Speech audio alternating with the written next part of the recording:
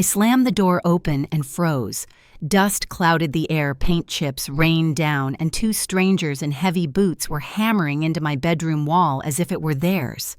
My quilt, the one I'd stitched through long winter nights, lay crumpled in the corner beneath their muddy tool belts. The rocking chair my mother gave me, the one that creaked with every memory of her, was shoved against the hallway as if it were junk left at the curb.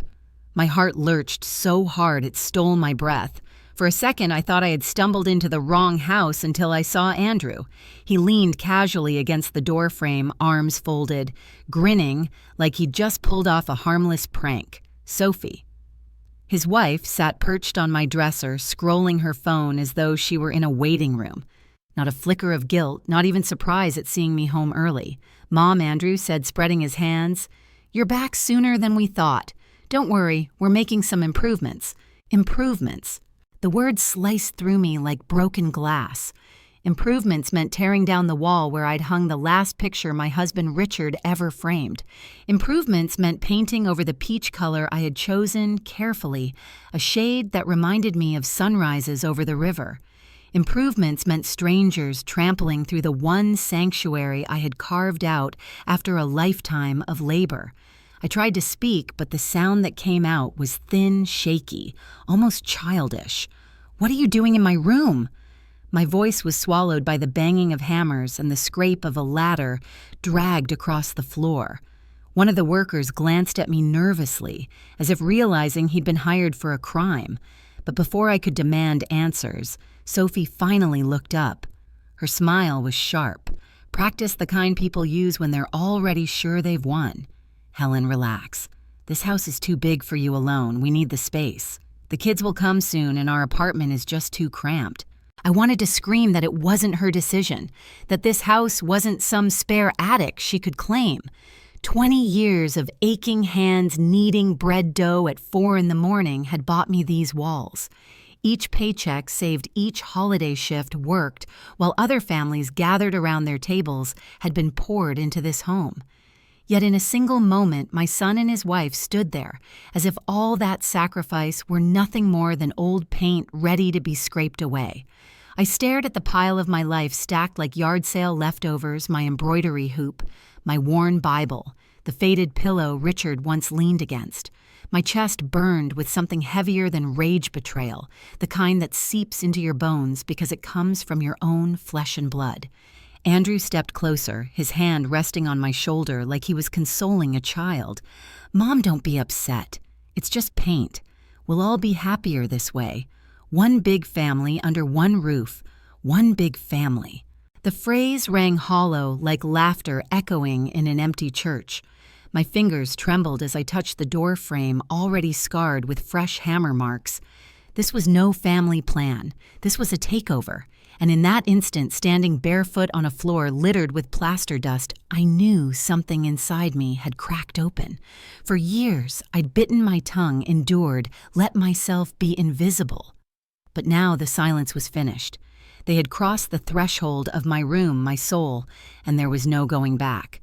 I stood there, my body stiff as the walls shook with each blow of the hammer, and all at once the noise dragged me back, not just to anger, but to memory. I could almost hear the beeping monitors of the hospital ward, smell the antiseptic that clung to my skin after 12-hour shifts. For 30 years I worked nights as a nurse, coming home when the rest of the world was just waking. My boys were little then, and I would tiptoe into our cramped rental, praying they had managed a few hours of sleep without me.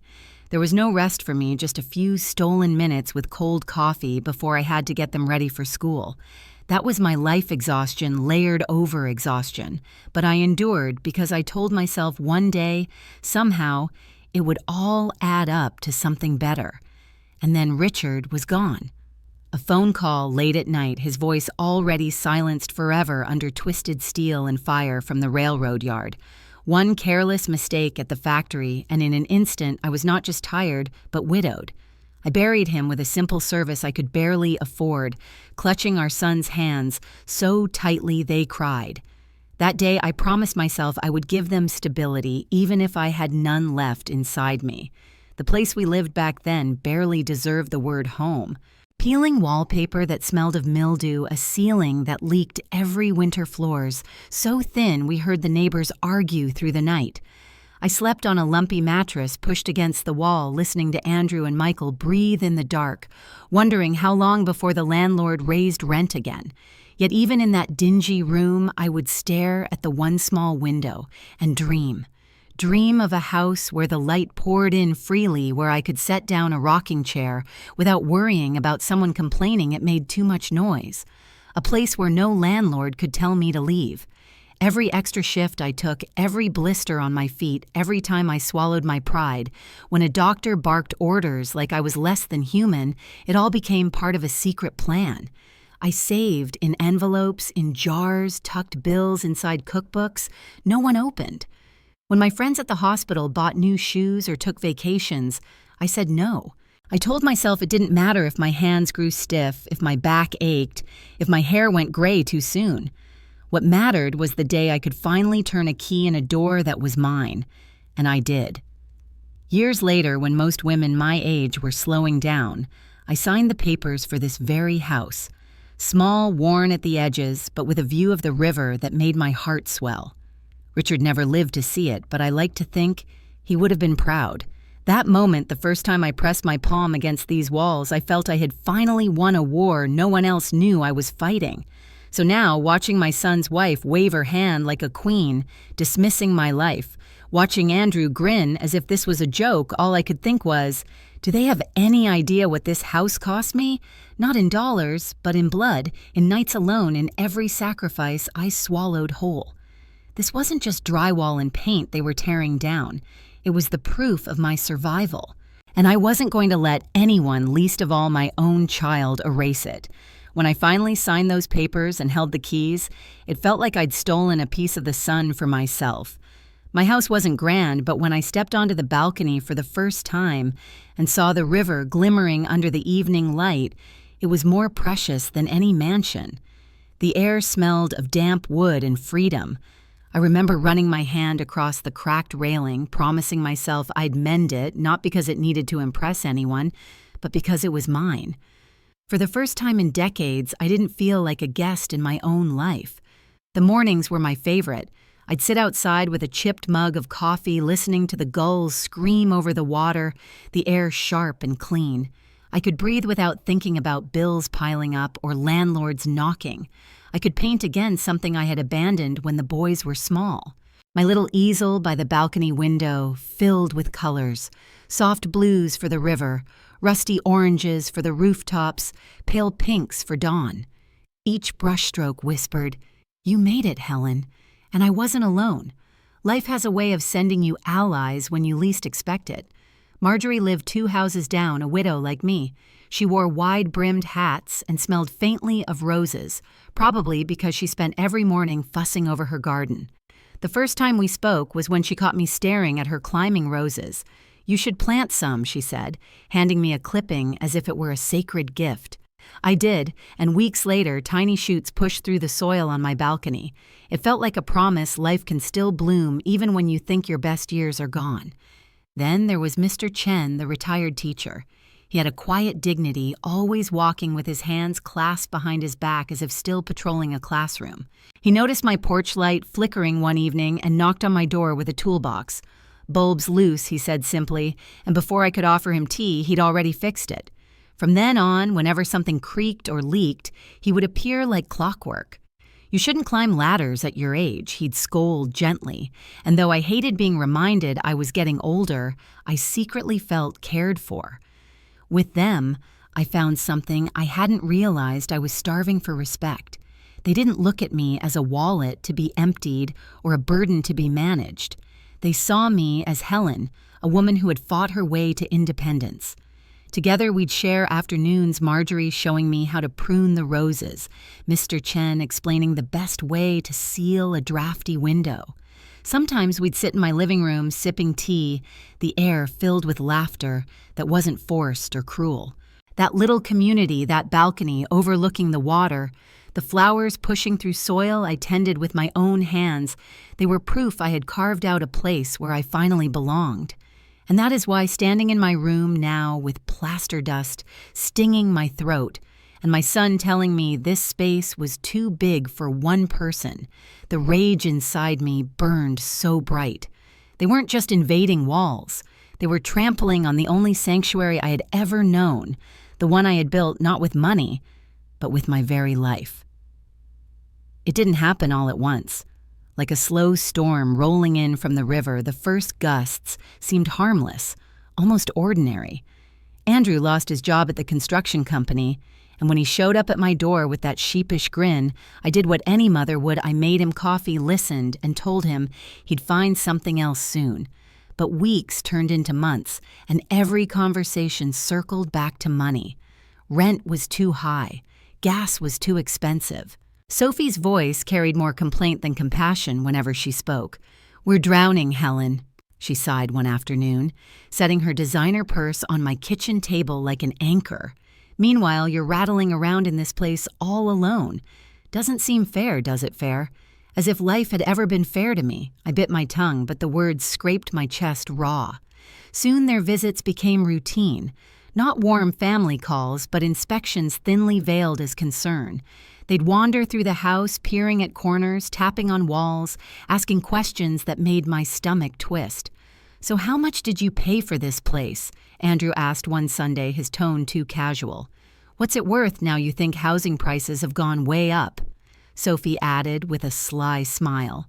"If you sold today, you could afford the nicest retirement community. Pool daily meals, nurses on call. It would be so much safer for you." Safer. That word, so sugary on her tongue, felt like poison in mine.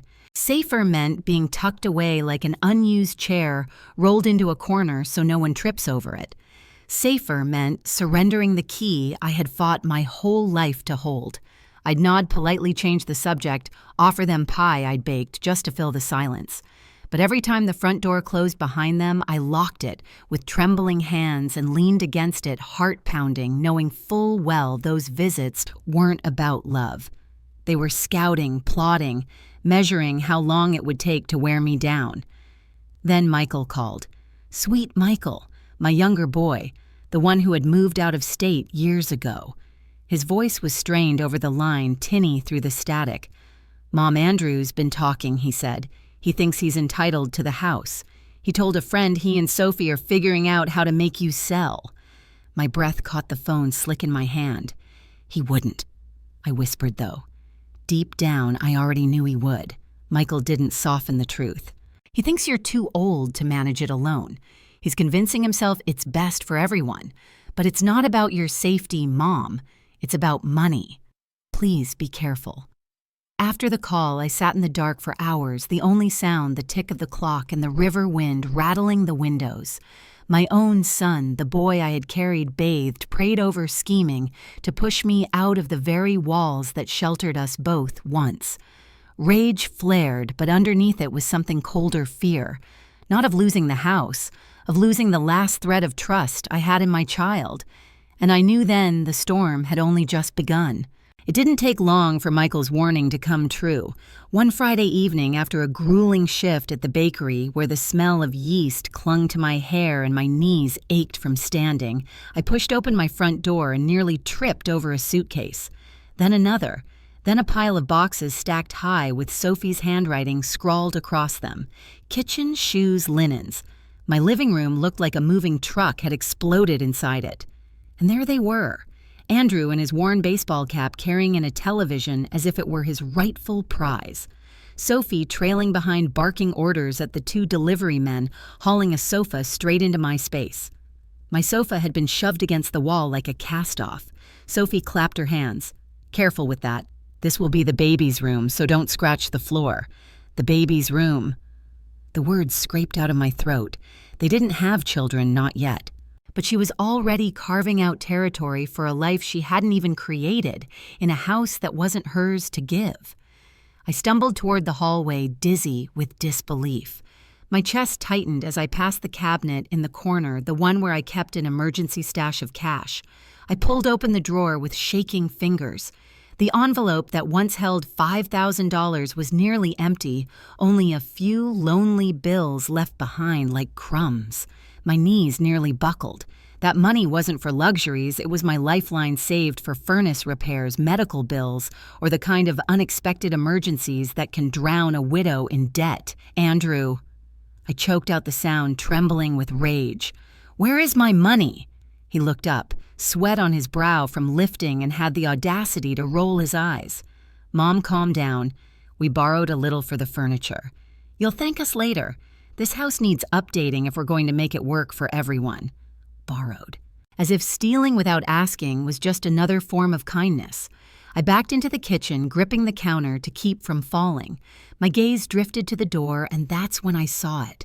The gleam of a brand new key dangling from Sophie's wrist attached to a bright floral keychain. My stomach dropped. They had made copies. My sanctuary wasn't mine anymore. At any moment, they could walk in, rearrange, strip, and steal, and I would have no say. Sophie caught me staring and smirked. Relax, Helen. We had a copy made last week. You know, for safety. What if something happened to you and no one could get in? We're just being responsible. Responsible? That word burned like acid. No, this wasn't responsibility. It was invasion. They weren't moving in as guests. They were colonizing one suitcase, one stolen dollar, one lie at a time.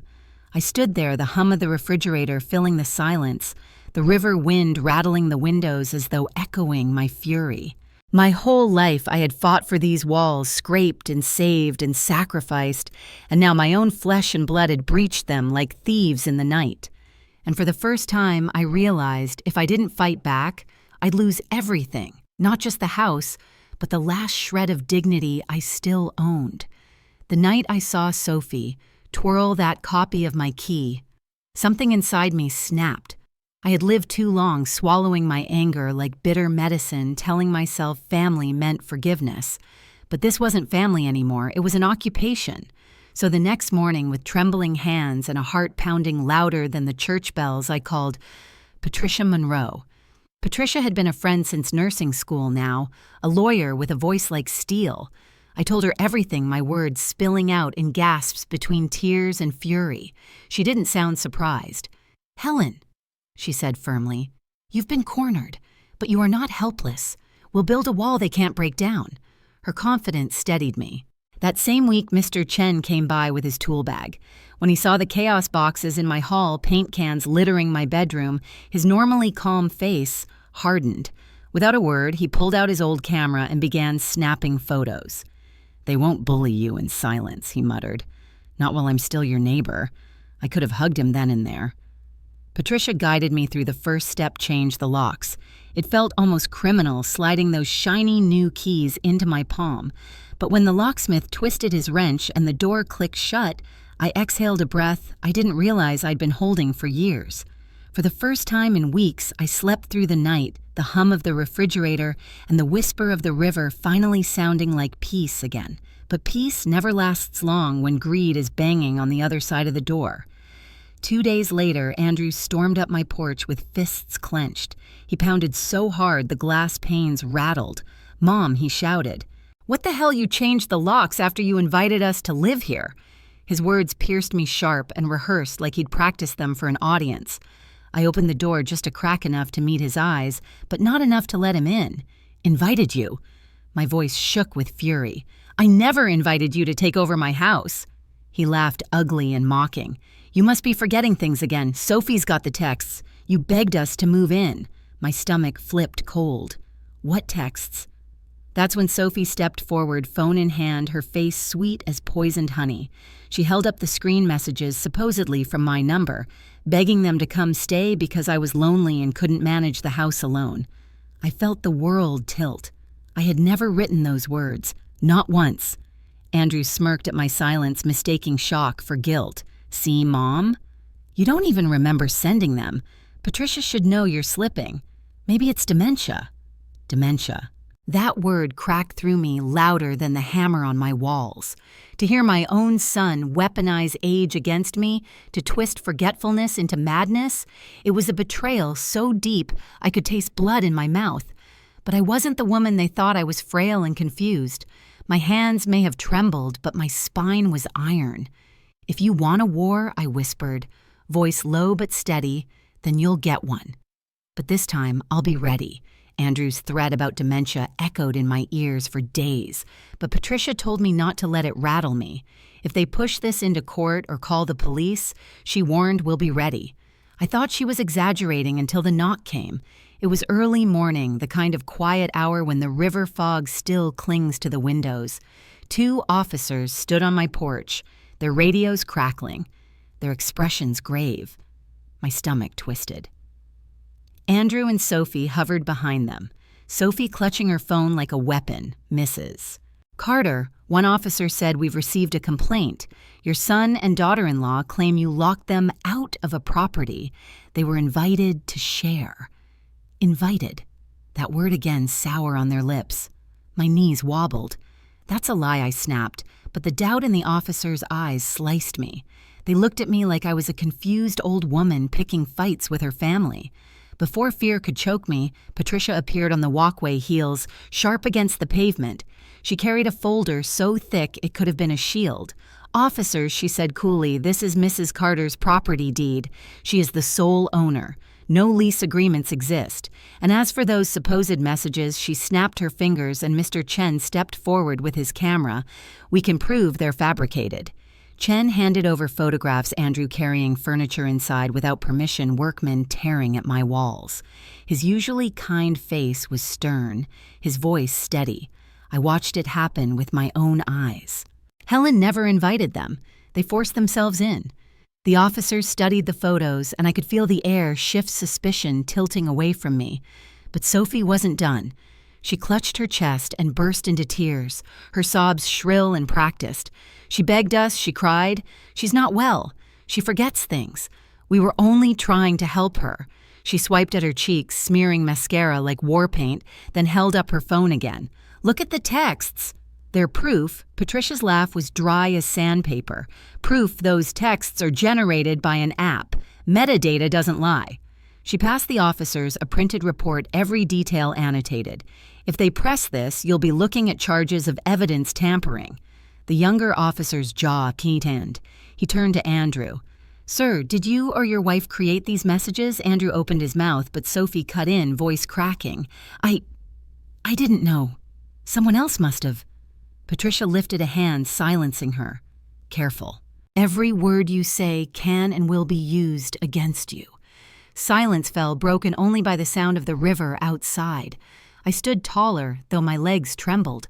For the first time in weeks, I wasn't the one under suspicion they were. The officers returned. My papers nodded at me with respect. "Mrs. Carter, you're within your rights. If they come back without your consent, call us. We'll treat it as trespassing." I caught Andrew's eyes, then burning with humiliation. Sophie's tears dried as quickly as they'd come. And for the first time since they'd invaded my home, I felt something sharp, an electric vindication.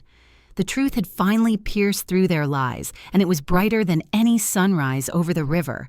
The officers didn't waste time after Patricia's evidence cut through the lies.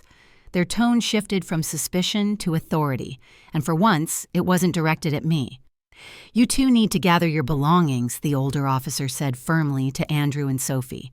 "Any attempt to re-enter this property without permission will be treated as trespassing, and if we find you've tampered with evidence again, you'll face charges." The look on Andrew's face was one I'd never seen before, a mix of rage and humiliation, the kind that burns deeper than any wound. Sophie's tears dried instantly. Her jaw clenched as she yanked clothes into a suitcase. They slammed drawers, stomped through the hallway, and cursed under their breath, but they packed. Piece by piece, the things they had dragged into my sanctuary were carried back out. My living room, my bedroom, my kitchen, one by one, they were freed from the weight of their invasion. When the door finally shut behind them, the silence was so pure I nearly cried. I could hear my own heartbeat steady for the first time in months. Patricia squeezed my hand and whispered, "File the restraining order, Helen. End this for good." And I did. The papers were signed that same week. No more surprise visits. No more keys copied in secret. My house, my rules, my peace legally protected. That night I stepped out onto the balcony, the river glowing gold under the sinking sun. The air smelled of damp earth and wildflowers, a perfume of freedom. My hands rested on the railing I had once promised myself I'd mend, and I whispered aloud, "Freedom is the reward of a lifetime." The words carried into the wind, not for anyone else, but for me, for the girl who had once stared through a cracked apartment window and dreamed, for the widow who had clawed her way out of loneliness, for the woman who finally chose dignity over blood ties. And then, as if fate knew, I needed reminding that not all family betrays, I heard a car pull into the drive. Michael stepped out older now, but still with the same gentle eyes he'd had as a boy. He wrapped his arms around me tight and unashamed. "I'm here, Mom," he whispered into my hair. "I won't let you go through this alone again." For the first time in years, I believed him. We sat on that balcony together, watching the sky melt into shades of orange and violet. I told him everything, the fear, the lies, the fight. He listened, his hand never leaving mine. And in that quiet, I realized something the years had been trying to teach me. Family isn't always the people who share your blood. Sometimes it's the friends who show up when your walls are crumbling. Sometimes it's the son who calls from miles away to warn you when danger is near. And sometimes it's just you choosing to protect yourself when no one else will. I'm Helen Carter, 68 years old, and I live alone by the river. But I'm not lonely. I have my roses, my balcony, my true friends, and my freedom. And at last, I have the peace that comes from knowing no one can take away what I built with my own hands. If this story touched you, I'd love to hear your thoughts in the comments. Share how it made you feel, and let us know where in the world you're watching from. We have such a special community here. Don't forget to hit subscribe to join our Everyday Family Conflicts family, where we share powerful stories that spark reflection and connection. Your voice matters, and I can't wait to read your words.